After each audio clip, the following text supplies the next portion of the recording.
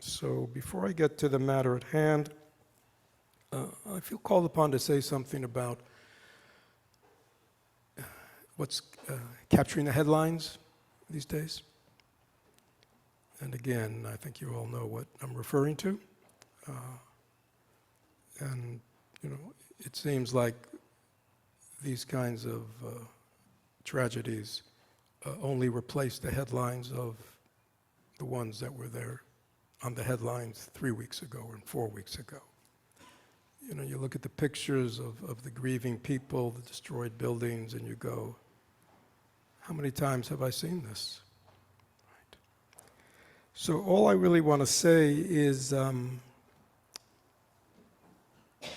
eye for an eye and a tooth for a tooth is ancient. It actually comes to us from that part of the world, right? It's a way of being of ancient tribes, clans that lived according to that. Very dangerous in our modern age, very dangerous. As we know, the Buddha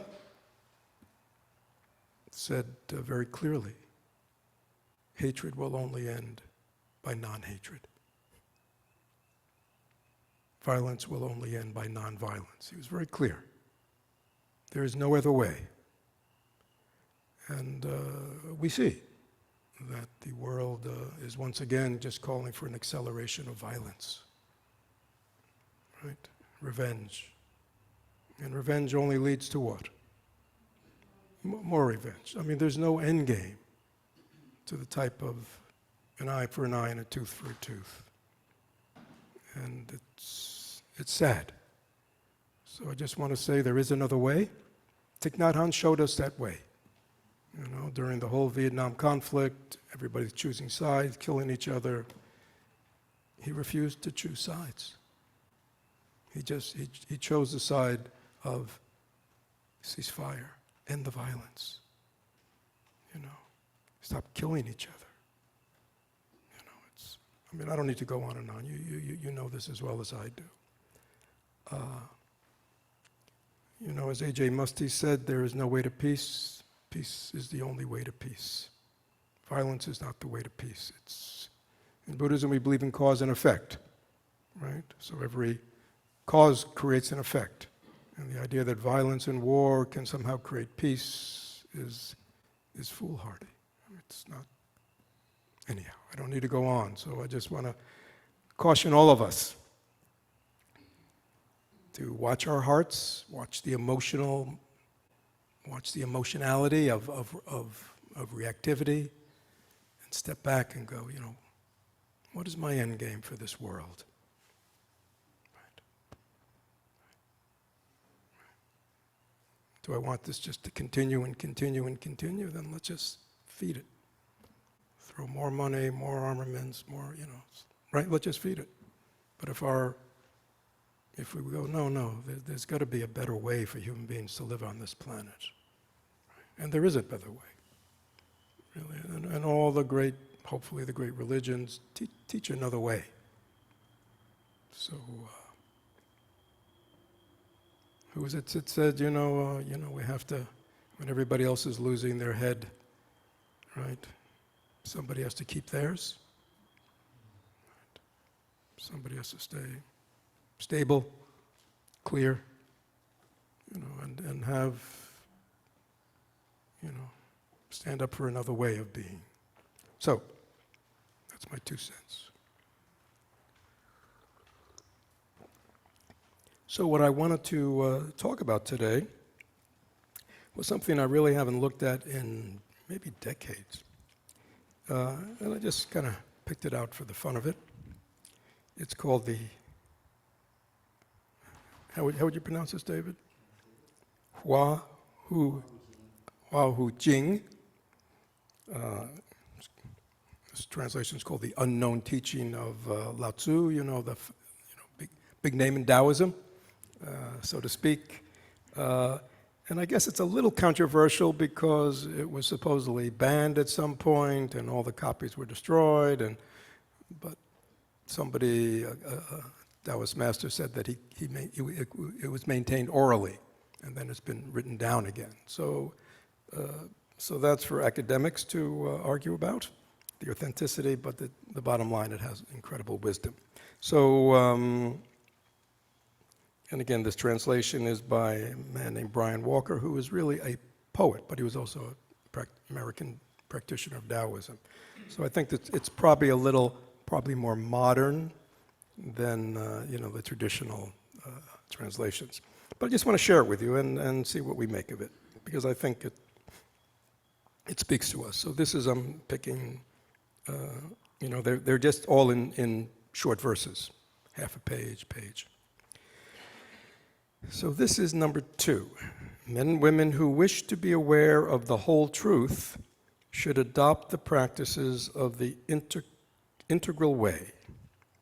These time-honored disciplines calm the mind and bring one into harmony with all things.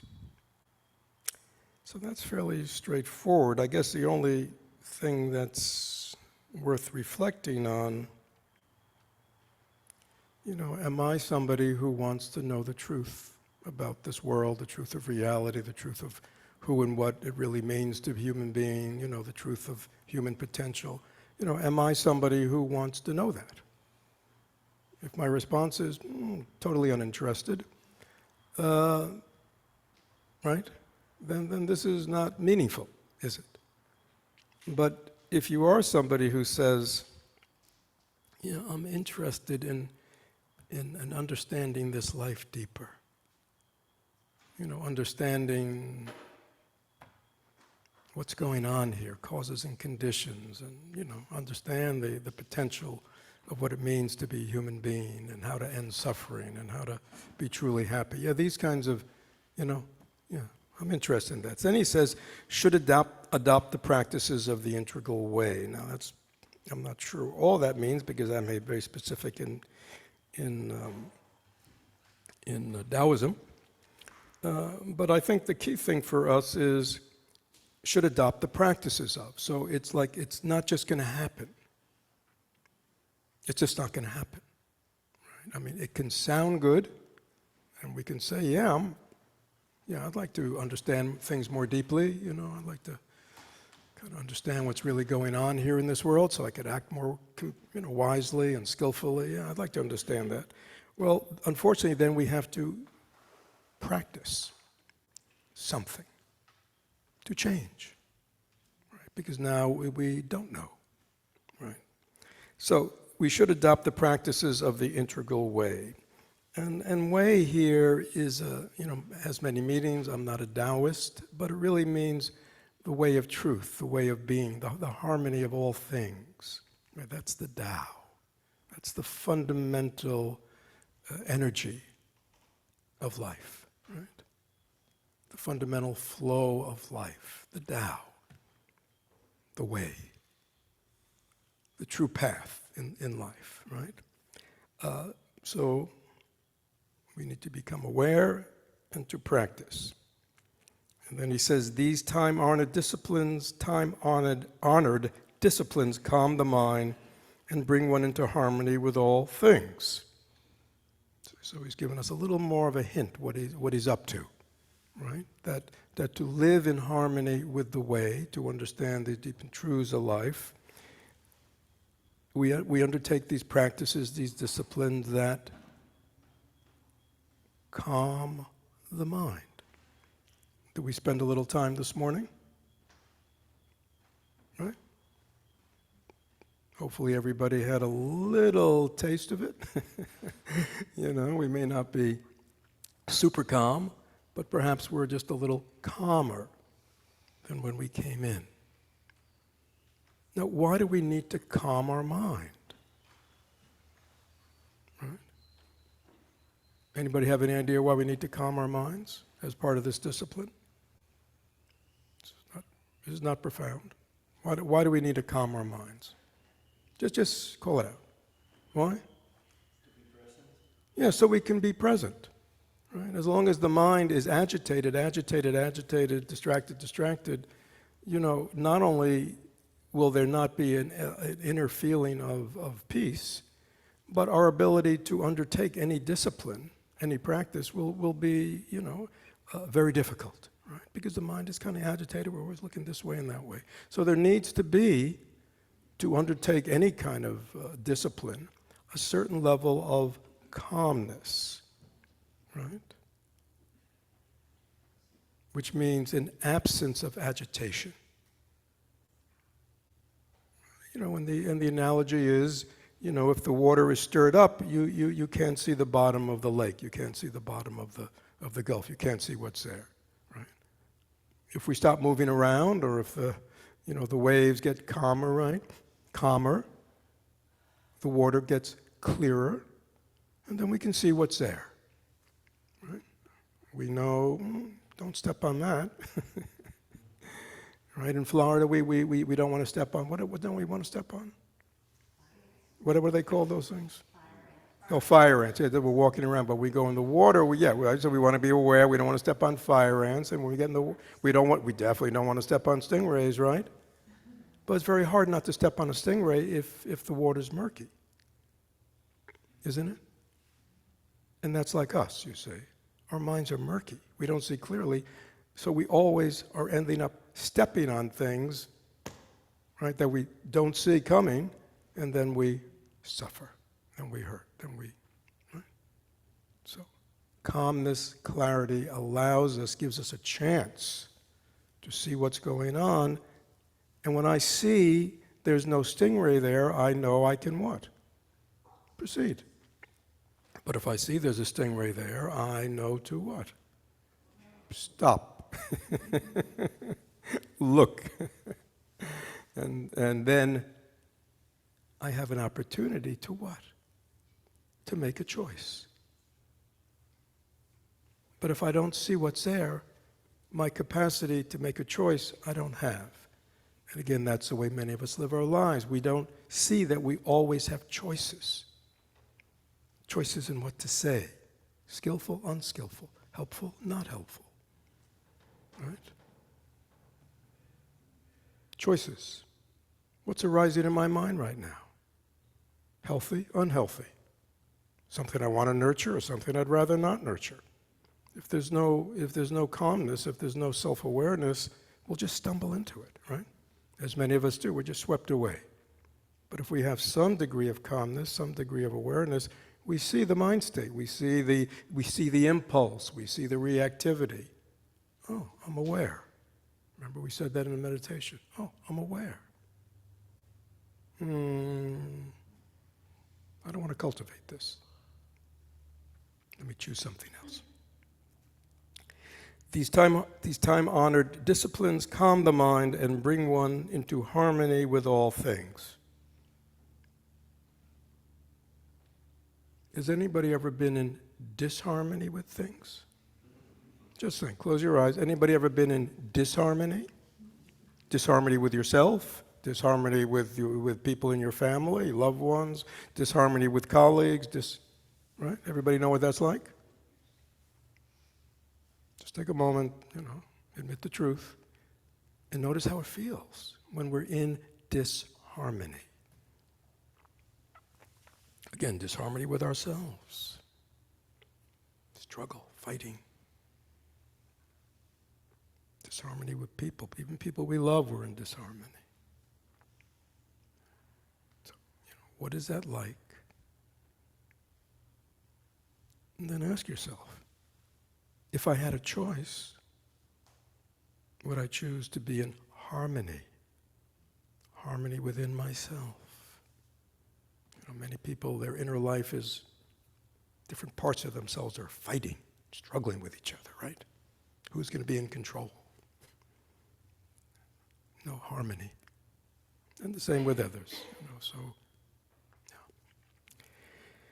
So these time-honored disciplines calm the mind and bring one into harmony with all things.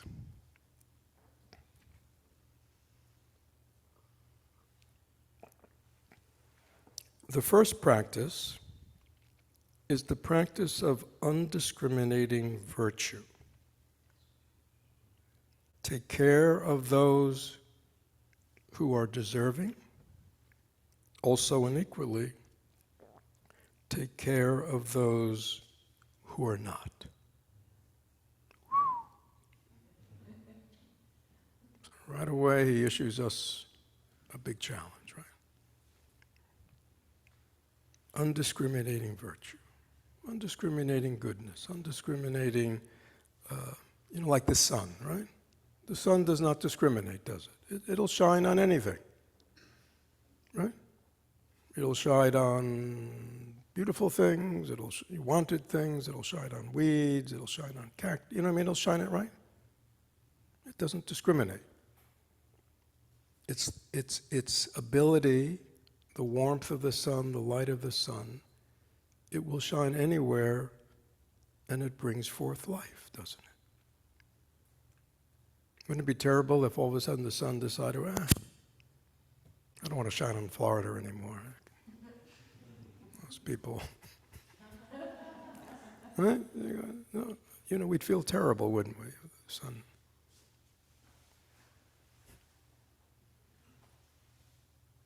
Right?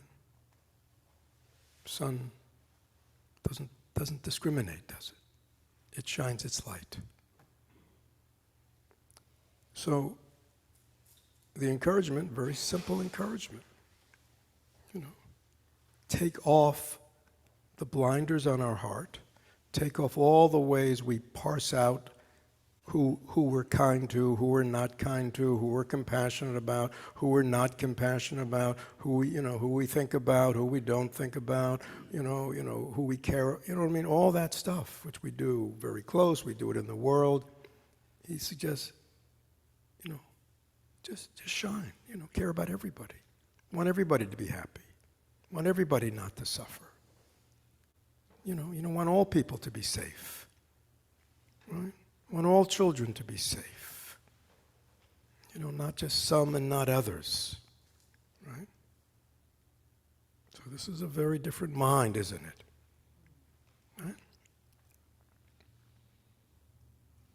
Right? I'm looking at somebody who I know is a physician. When you're a physician,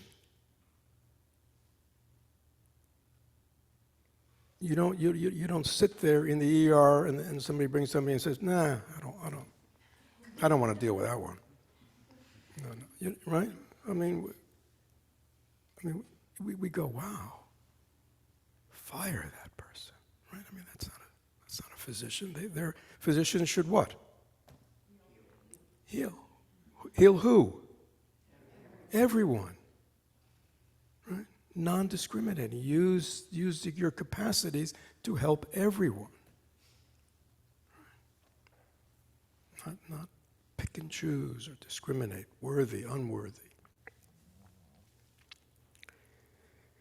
The first practice is the practice of undiscriminating virtue. Take care of those who are deserving and those who are not deserving. And who decides that? Who is deserving? Who isn't? Who lives? Who dies? Who deserves to suffer? Who doesn't deserve to suffer?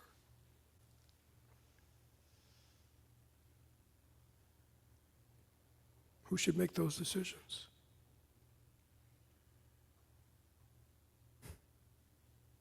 Interesting. In other traditions, they may say, that's the providence of God, right? It's not of human beings. Who are we to decide who's right, who's wrong, who should live, who shouldn't live, who's worthy of being helped and who's unworthy of being helped, who's worthy of being healed and who's unworthy of being healed.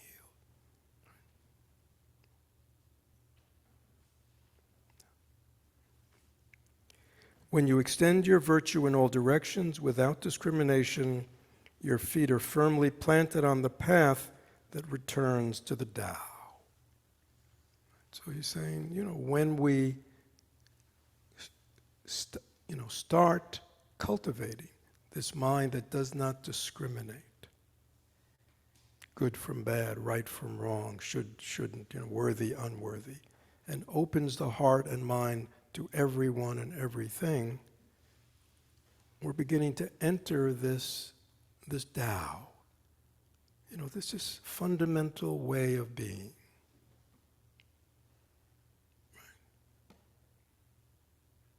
I often use the example, we are very accepting of the Tao of nature, right? I mean, we accept lions and tigers, don't we? And we accept, what are those ones that bound around, the gazelles, that look so, right?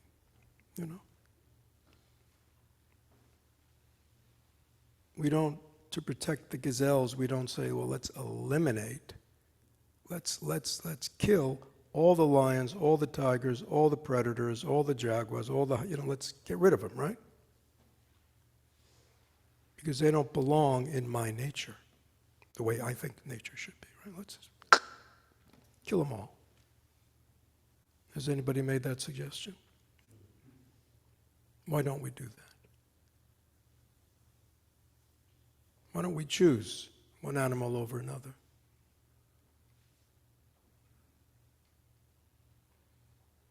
Somehow in nature, we can accept everything.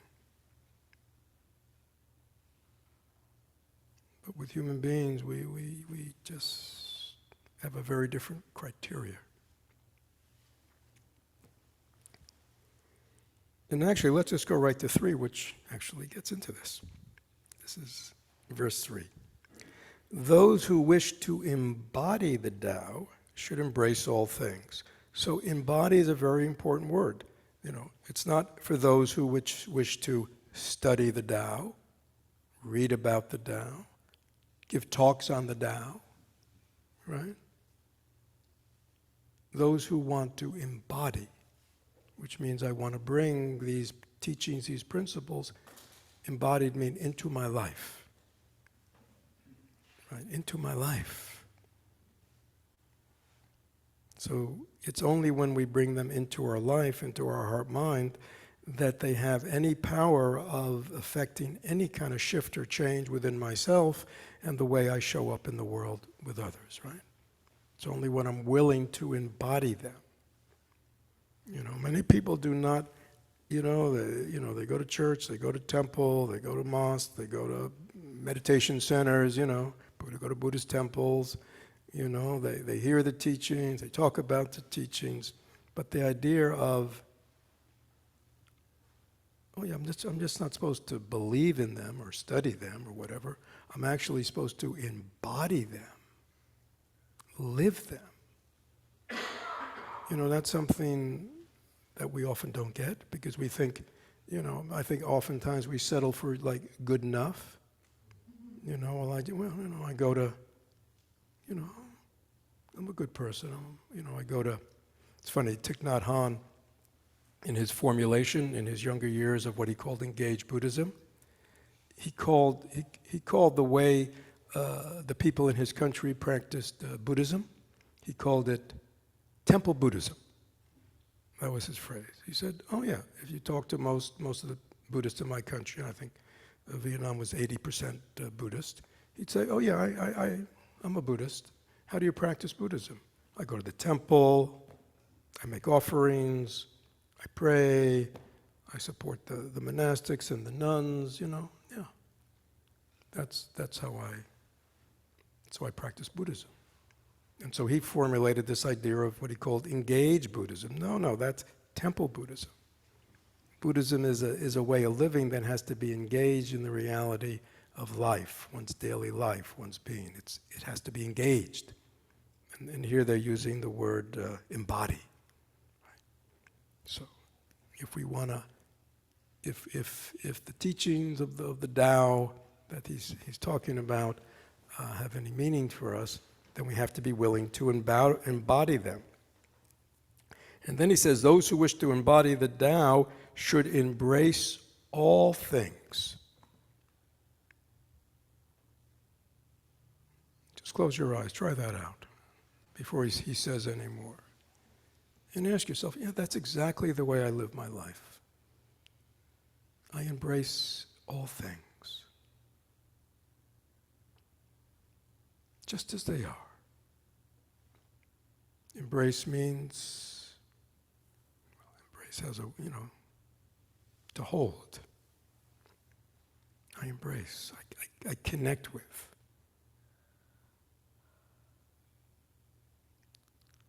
Ask yourself, I mean, a lot of people have trouble embracing themselves. It seems to be a major problem for Americans these days. We have difficulty just embracing who we are, ourselves, and all the parts of ourselves.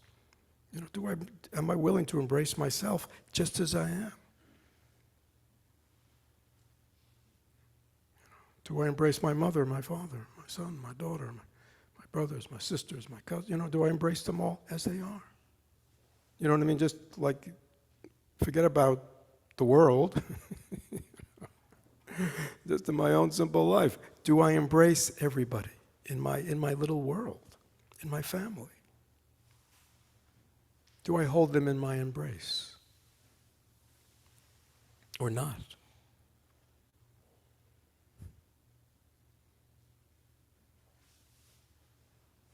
So when we hear these teachings, we shouldn't just kind of skim over them, and we should stop and go, yeah, what's he saying? What's he saying to me, right? What's he really saying? And wow, do I believe it? Do I get it? Is it anything that really, that I want to bring into my life? So these teachings are meant to stir us up, you see. If we just sit here and go, oh, that's really beautiful. Oh, yeah. And we just turn the page, on to number 4. That's how we read, right? On to number 5. That's really beautiful. 6. Well, that's very profound. Yeah, great. All right. You know what's for lunch?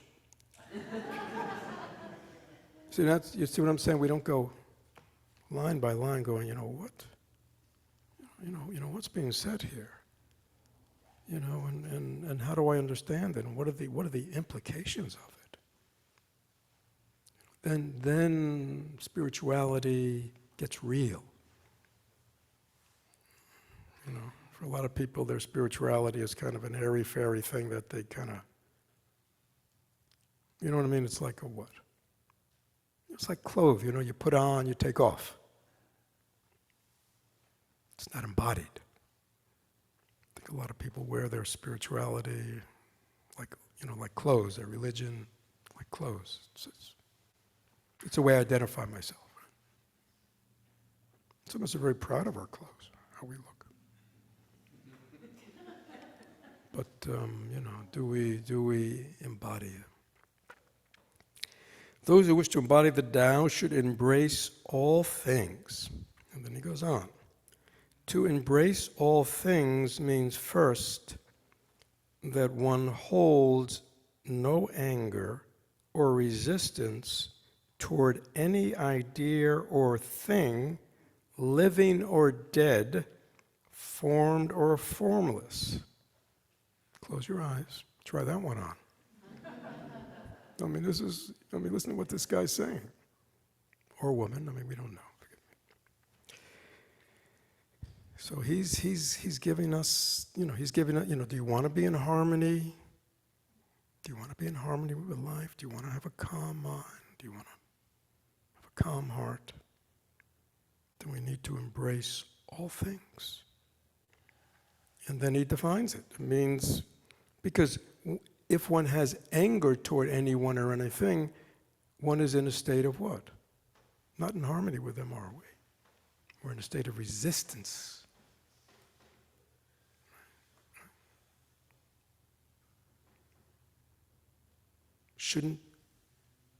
They shouldn't be that way, should they?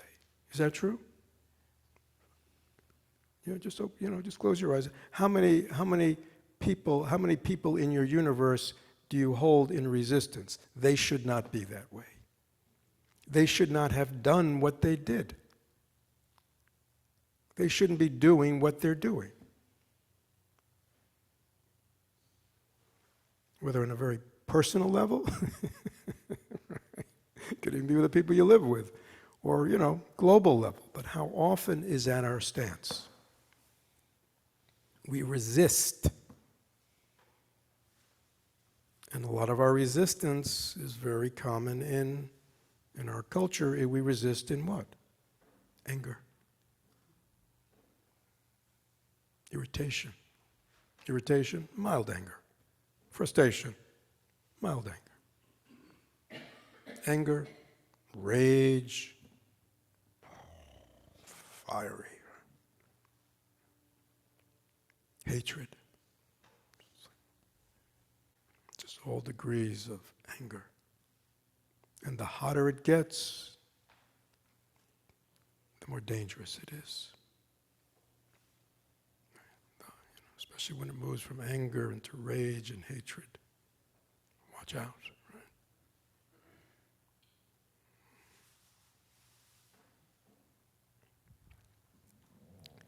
To embrace all things means that one holds no anger or resistance toward any idea or thing. So this is high bar, okay? This is high bar. I'm not, it's like, oh, I mean, you're not going to leave here today. Yeah, I get it. From now on.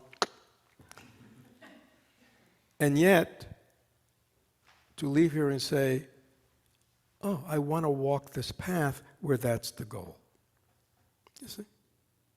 I got to do all these practices to get there, but yeah, that sounds, wow, that sounds like a nice way to be in this world and with people. To be in harmony with them. To not be angry at this and pissed at that one and resentful of that one. Right? And we hold on to this stuff for years, don't we? They could be dead and we still resent them. To embrace all things means, first, that one holds no anger or resistance toward any idea or thing, living or dead, formed or formless. Acceptance is the very essence of the Tao. Very powerful. Now, in Buddhism, acceptance is not like a thing. Like, all right, I get it. I'm going to go out in the world and I'm just going to accept everybody just as they are, right? You know what I mean? It's like a thing that we're now going to impose, right? See, that doesn't work, does it? Because it's not based on anything. It's just like an idea. Acceptance. Yeah. It doesn't get at, what's holding this profound resistance we have to reality not being the way we want it to be. That's, why do we get angry at anybody? Anybody been angry at anybody? Just raise your hand. Why are we angry at them? Because they're not acting the way we want them to act. I mean, it's really kind of simple if you think about it, right? They're not saying what I want them to say, or they said what I didn't want them to say, or they didn't say what I wanted them to say, or you know what I mean? But it's all what? Yeah, we're imposing our will on people in the world because we want people in the world to be the way we want them to be.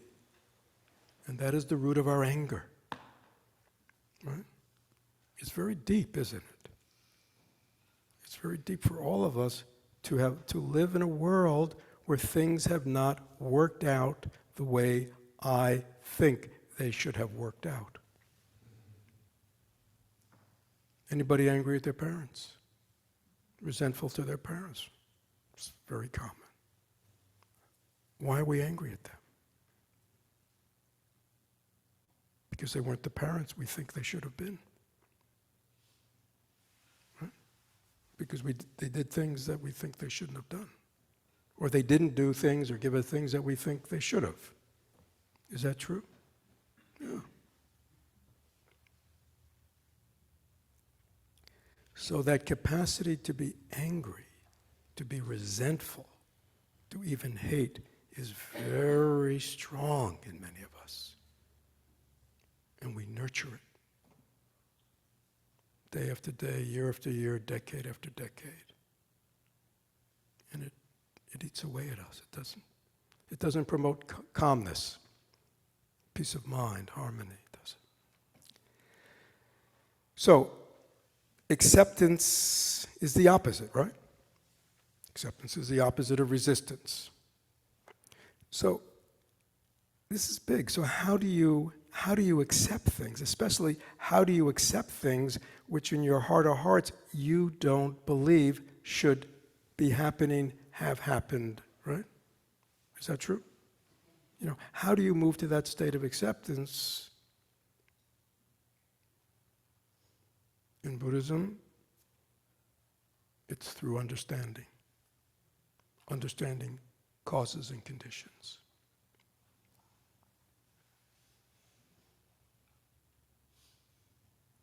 It is through understanding, a willingness to understand the causes and conditions of an individual's life, of my own life, of a country's life, of a people's life.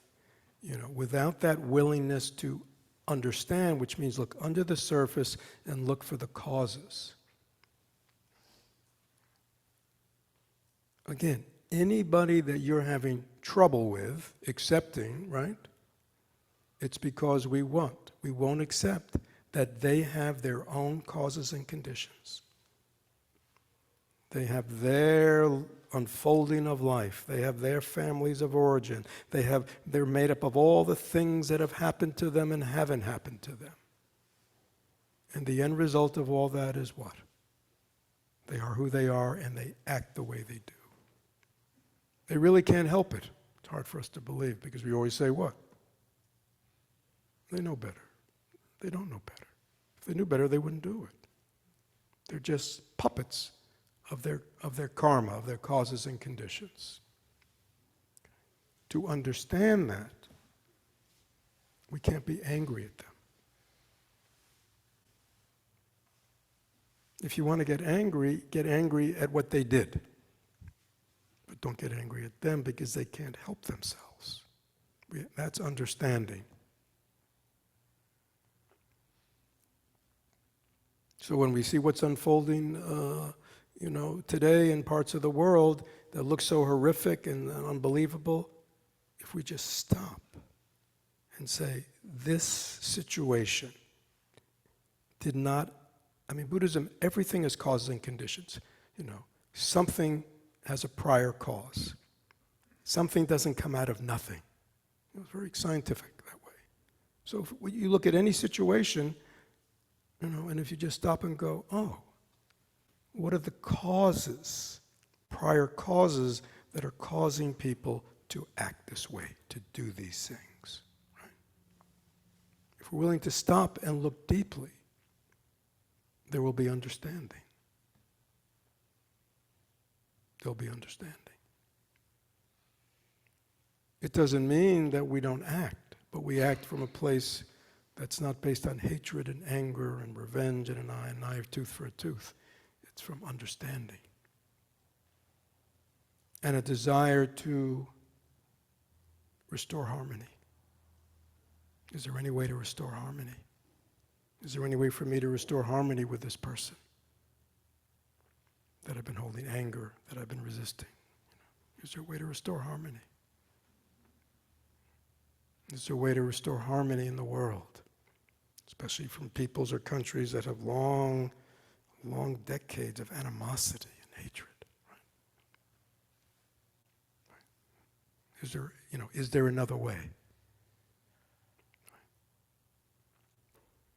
So this willingness, which is very hard for us, because when somebody does something that we don't like, especially if we think they've harmed us or harmed other people that we love, or do we want to be understanding to them? Is that our first response? We want to understand what's going on with them and understand their causes and conditions. Raven's going, Raven said, no, I'm not. We want blood, right? We want blood. It's hard for us. So we have to retrain ourselves. You have to go, wow, before I judge, before I react, am I willing to understand this other person, where they're coming from? Am I willing to understand their life that has brought them to this place in their life? With understanding, we open up our hearts, human being to human being. and we want to find another way. Because if I just treat them the way they've always been treated, it's just going to continue. Just going to continue. But if all of a sudden I can respond in a very different way, and that way will only become apparent to us if we stop resisting. Look, when you're angry at somebody, is that a very open place? Huh? Very open to different options of looking at things and responding to the situation. Think about being angry at somebody. Maybe you're angry at somebody right now. Maybe there's on your angry list, maybe there's a couple of people right up top. When we're in the throes of anger, the emotion of anger, the mind state of anger, are we open? No. Closed. Closed-minded. And it's, no good's going to come out of that. It's more of the same. Acceptance is the very essence of the Tao. Then he goes on to say even something more bizarre for us. To embrace all things means also that one rids oneself of any concept of separation, male, female, self, other, life, death.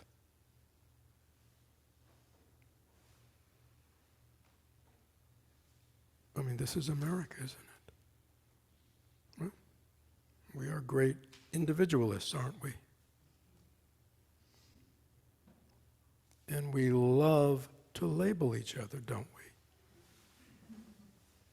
You're a this, and you're a that, and even these days, that ability to label oneself is becoming more and more specific, right? It's not only general labeling, it's much more subgroup, right?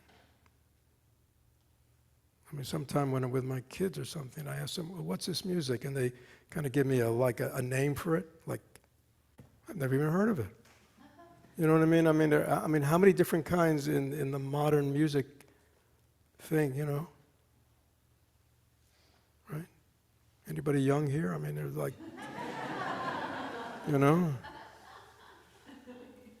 it's just more and more subgroup. And each of those subgroups, subgroups, each of them have their own what?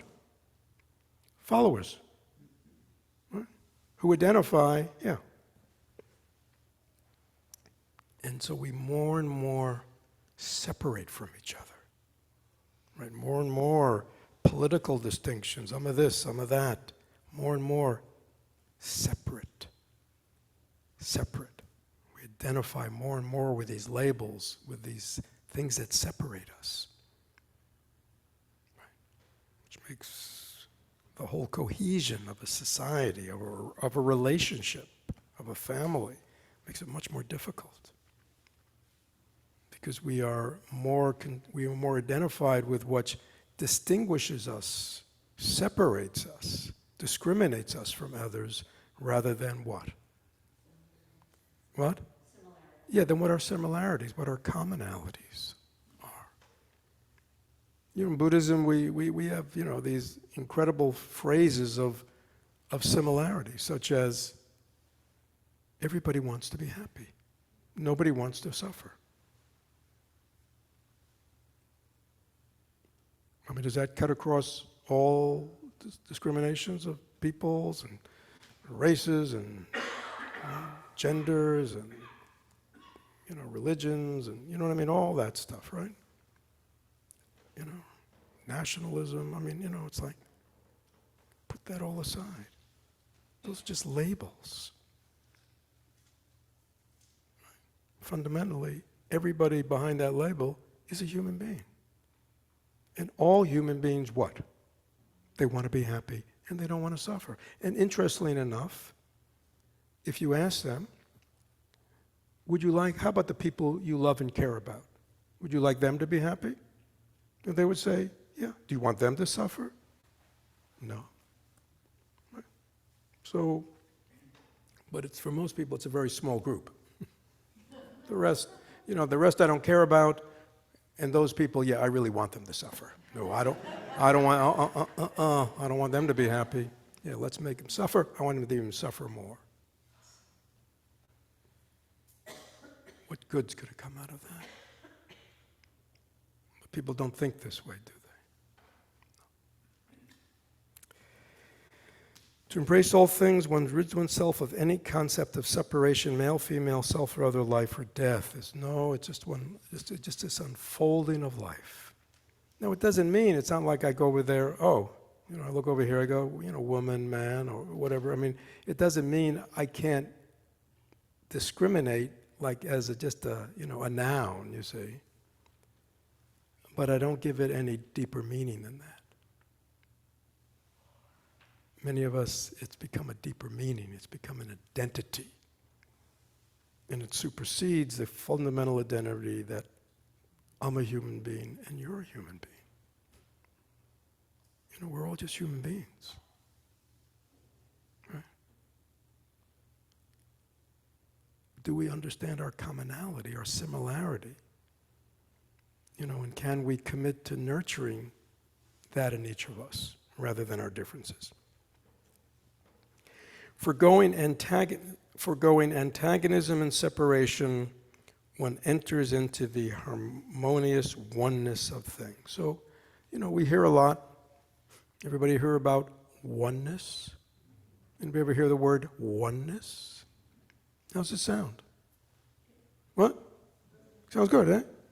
Anybody gonna go, yeah, I'd like to enter the world of oneness, right?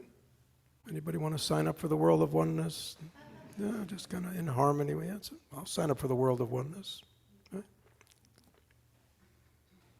But am I willing to forgo the things that separate me from others, from experiencing that oneness? The experience of oneness is the experience of embracing everything as it is. That's the manifestation of oneness. We don't resist, we don't hold back, we don't open, accepting. We accept the oneness. It's like with nature, we accept. We accept gazelles and we accept lions. It's just the way it is, the way of nature. Why do we understand that lions are predators? Because we understand their causes and conditions. They can't help but being what they are. We understand. There are implications of this. I mean, people go, I don't know about this. But it's just like fundamentally, yeah. Lions and tigers are tigers. Gazelles are gazelles. Snakes are snakes. Rabbits are rabbits. That's just the way they are. Why? Because they have their own causes and conditions. They're different from each other. Human beings are the same. They have their own causes and conditions. Except there's so many more of them. And they don't all act the same anymore, right? Traditional cultures, everybody kind of dressed the same. Right? Everybody now dresses what? I mean, look around here. Anybody dressed exactly as you? Take a look. Anybody dressed exactly as you? Same outfit? If we were in, other parts of the world, everybody dressed exactly the same. Or women would be dressed one way, men would dress, but everybody would dress the same. But in our culture, we what? What? Yeah, we express ourselves with our clothes. Just the way it is. Yeah, let me stop here. I mean, it's all kind of like this. I mean, but it's yes. But so, any questions? Any challenges? Anything that's not questions, meaning it doesn't sit right. And people online can chat their question into Brian. People in the hall, we have a mic. People in the hall, raise your hand, and Bren will bring you the mic. And the reason we have the mic is so people online can hear the question. So, reflect on what you've heard. Any questions about it? Not just, what it means, but application, which is most important. Yes, ma'am.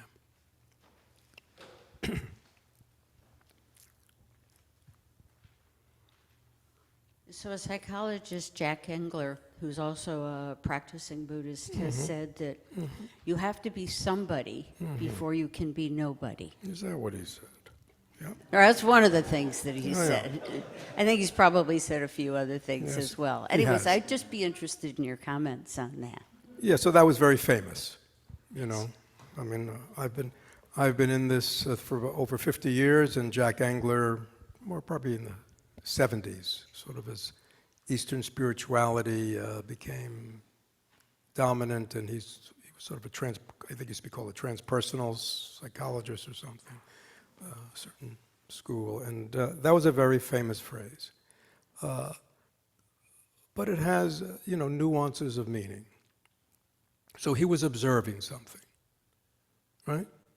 So he was observing this movement of Americans, especially younger Americans, just to kind of, hear about enlightenment, non-self, just going, wow, sign me up, right? You see? And they thought by doing that, all the stuff, all the pain, all the suffering, all the separation of their individual self would be solved by embracing a spiritual path, and even better, to become enlightened. Right? All gone. Right? I don't have to deal with my stuff. Wouldn't that be great? All that stuff. All the stuff from my child, all the stuff, all that anger, resentment, and hurt, and, low self-esteem or high self-esteem, or, you know what I mean, or wounded. I don't have to deal with anybody. I can enter another realm, and this will all go away, right? So out of that, and seeing kind of the damage that often does to people, Jack put forward this idea. Yeah, you need, which is really, in its own way, very fundamental. It takes a certain degree of integration, right? It takes a certain degree of stability. It takes a certain degree of emotional maturity to really benefit from a spiritual path, right? Because if one doesn't have that, one doesn't have a very strong foundation. Right? It's like trying to build a house on sand. It's going to get wobbly. It's going to begin to break down. And lots of people who enter a spiritual path with that thing, and then I don't know if it was Jack, but somebody else, invented this term, spiritual bypassing, which also was around the same time. Spiritual bypassing, which is, I know I got all this crap in me, all this garbage. I'll just go around it. Learn how to meditate, learn how to follow a spiritual path, and, I can just bypass it all. Unfortunately, you can't, because it's you. You see? So it's sort of the same thing. So, I hope, 30, 40 years later, there's a greater sophistication.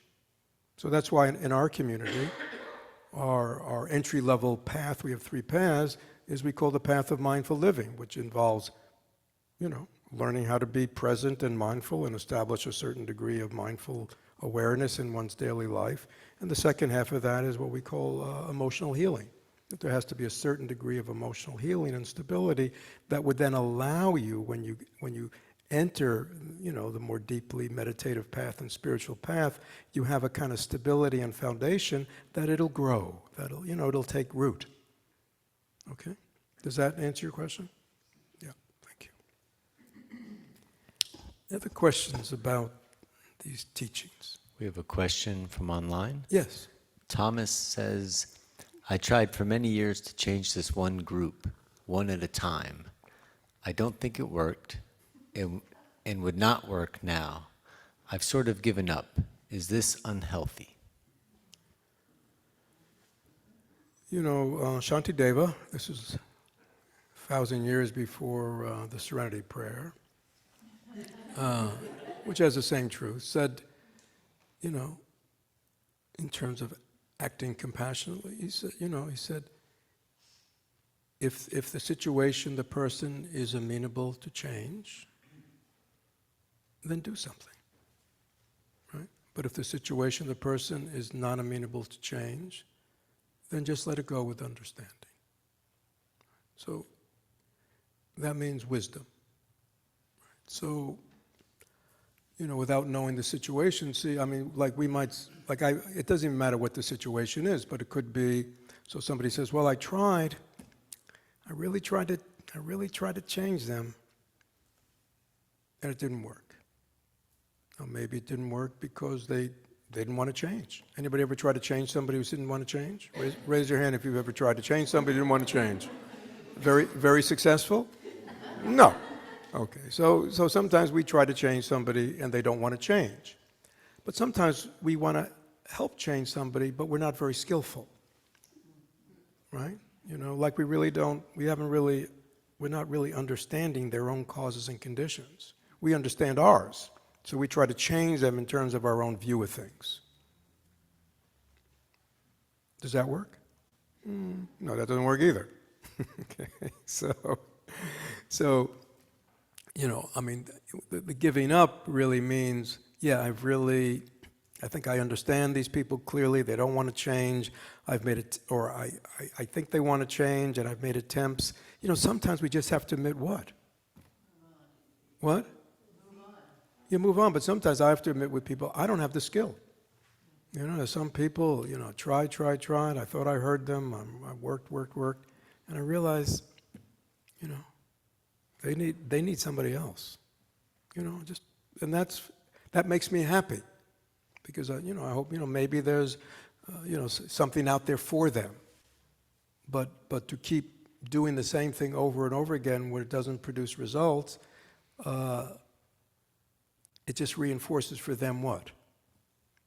That they can't change, that they're stuck with it, which is it's not very hopeful. So there's no easy answers, but at a certain point, you might admit.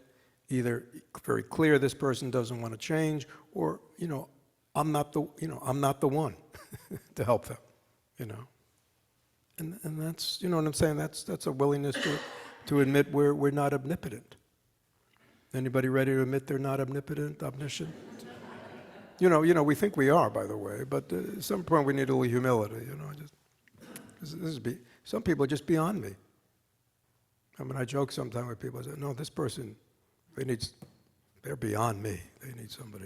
They need a fully enlightened Buddha to handle them. Yeah, and hopefully, they will run into their fully enlightened Buddha. Over here, maybe one, two. Anything else online? Yes. Well, let me take one down here. We took one down here, right? So we'll take one down here, then we'll come back up. Yes. Fred, I can understand how total acceptance can help my own peace of mind, can give me compassion for other people, understanding causes and conditions. How do we reconcile with that, with the need to get something done?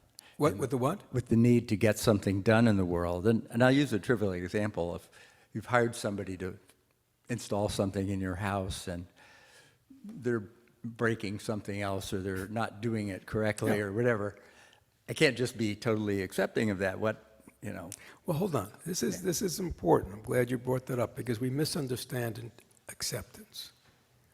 Okay, acceptance means I understand the cause and conditions. I understand that I hired this person to do a certain job. They've been at it now for a while. They seem to be incompetent. All right? I can accept, because that's the reality. Okay? I accept all that. I don't do that with anger. I don't do that with disappointment. There'll probably be a little. We're all human. But I don't go on the warpath. And then the only question to you is, okay, what do you want to do now? You see, if we get into rage, if we get into I can't believe it, then our ability to act clearly in this situation, rationally and clearly, it will be sabotaged. So acceptance, all right, I think acceptance doesn't mean approval. All right, how about that one? Is that a big one for people? All right, to accept what's going on in the Middle East is not to approve. It's to go, yeah, this is what's going on in the Middle East. I mean, you know what I mean? It's just a simple statement. This is what's going on in the Middle East. And before I act or judge, I'm going to look into the cause and conditions so I can understand why people do these things. Right? Because they're all human beings like me. I mean, is that clear? I want to understand. I remember Thich Nhat Hanh. He didn't get a lot of followers on this. After 9/11, everybody remember 9/11? And when the war drums were beating, right? He said, please stop. I mean, if only certain people had listened to him, we wouldn't have gotten into what we got into. He said, stop. He said, any person who wants to take over a plane and drive it into a building and give up their own life and kill other people, what's going on with them? He said, he said, anybody who would do that must be somebody who feels they're not being heard. And it's only by doing this terrible action that maybe people will attend to their pain. I don't, but he wasn't approving it. Do you understand? He was just saying, let's understand what's going on here and what the cause of these people to act this way before we go, take over a country and start a war. And if you think about it, and how things unfolded in Iraq, for decades, in Afghanistan, you go, gee, that might have been much less costly. But it takes, it takes a big mind to go, yeah. Who are these people? And maybe, Thich Nhat Hanh said, maybe we should talk to them. And, we practice deep listening, talk to them, Tell me about your pain. Tell me about your suffering. Tell me why you did this horrible thing. You see? Because maybe if we can understand their resentments, their pains, what they're seeking revenge for, we can find a way, another way than continuing this cycle of violence, right? And that's, I jumped to a bigger picture, forgive me. But you're not thinking of killing the guy, are you? Okay. No. But it's again the same thing. Let's stop and just go. What's going on here? Let's accept what's happening, and is there another way to respond to this situation? Yes, ma'am.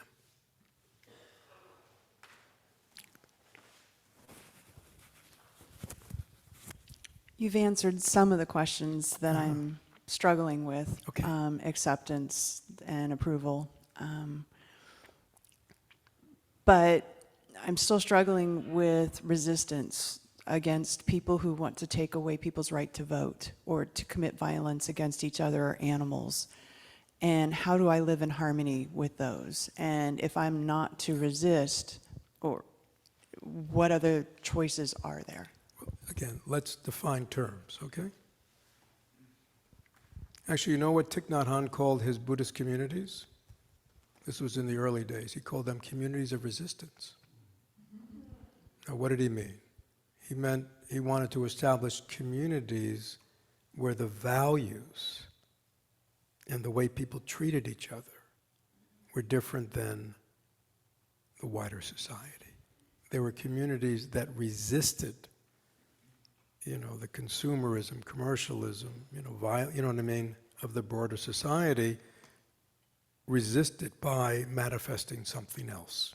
But he called them communities of resistance. But again, we a lot of times when we think of resistance, we think of what? What? Well, gee, I never thought of that, but yeah, like the the resistance to the Nazis. You know what I mean? You know, they were armed resistance. We think, you know, to resist means to take up arms and to, you know, to resist, to push back. That's to resist. Right. So to accept, the two issues you talked about were Accept and approval. of what? But what were the issues? Violence against each other, taking away people's right to vote, violence against animals. Right. Okay. So if I said to you, what is your name? My name's Tina. Tina. In your perception, do you perceive that certain peoples are trying to take away people's right to vote? Okay. So that's a fact. Whatever you consider harmful to animals, is that a fact? Are these things going on? Is the violence going on? Okay. So not to resist means to accept it's so hard. We have the thing. It's not to approve, it's not to say this is good. It's none of that. Acceptance means I accept the reality of what is. That's where I begin. I don't begin with resistance. I don't begin, it's like, yeah, this is the way animals are treated. Is it true? Yeah. Votes are being taken away from people. Is this true? There's lots of violence in the world all over the place. Is this true? I don't resist the reality of life. That's what I don't resist anymore. I'm open. See, so again, openness means, oh yeah, come on, let's all have a big lovin'. No, it's not that. You see, it's like I'm open, It's like I open the windows means I'm open to letting the air come in. I'm open. It's not, so I'm open to the world as it is. That's where I begin. And then, like Dennis said, once you're open to the world, to people, to the whole situation, then the only thing is, what do I want to do? See, what do you want to do? It's a fact. Some people might go, yeah, it's a fact. I'm not going to get involved. Somebody might say, it's a fact, I want to get involved. I mean, does that make sense to you? See that? But you begin from a place of understanding. You understand the cause and conditions that have created all these situations. It can get complicated, some of the causes and conditions, historical, social, emotional, mental, God knows what in this world. But yeah, you understand, it's manifesting because of causes and conditions. I accept that. If I don't think it's good for the world, yeah, then what do I want to do? And that's positive. Instead, so many people, they get stuck in what? Disappointment, despair. Like the world shouldn't be the way it is, right? Despair. But yet, the world is the way it is. That's just reality, isn't it? It's hard for us to get out of that despair and anger and fear, but that's the way we live our lives, in these emotions. Right? But once we go, yeah, this is the way it is. Right? This is the way human beings are treating each other. Some treat each other kindly, some people don't treat each other kindly. And a lot of people, they treat certain people kindly, and then they're terrible to other people. Or this week they're this way, that next, Okay. So your name again is? Tina. Yeah, so Tina, in the world as it is, in reality, your only challenge is, how do I want to show up? Do I want to show up with a calm mind, an open mind, a compassionate mind, a caring mind? Is that how I want to show up in the world? Do I want to show up with an angry mind, a sad mind, a scared mind? How do I want to show up in this world? Those are like deep questions. I mean, it's not like yes or no. It's like, but really, how do I want to show up in this world the way it is? How do I want to show up in this relationship? I mean, don't make it the world. You have relationships. How do I want to show up in it? Right? Do I want to show up in a noble way, kind, open, loving, caring, understanding? Or do I want to show up, no, self-centered, narcissistic, angry, hurt, It's hard for us to believe that we have a choice. That's our freedom, our spiritual freedom. We have a choice in how we show up in the world. We have a choice of what we do with our causes and conditions. We all have our causes and conditions, right, that have produced us to be who we are today. And we look at that and we go, phew, I'm a mess. All right, okay. That may be. That could be a fact, right? Okay. So what do you want to do? You know what I mean? Do you want to stay a mess? Or do you want to change? Interesting to think this way. It's a different way of thinking, isn't it? Yeah. Anyhow, we will end for now. Sorry, but it's time.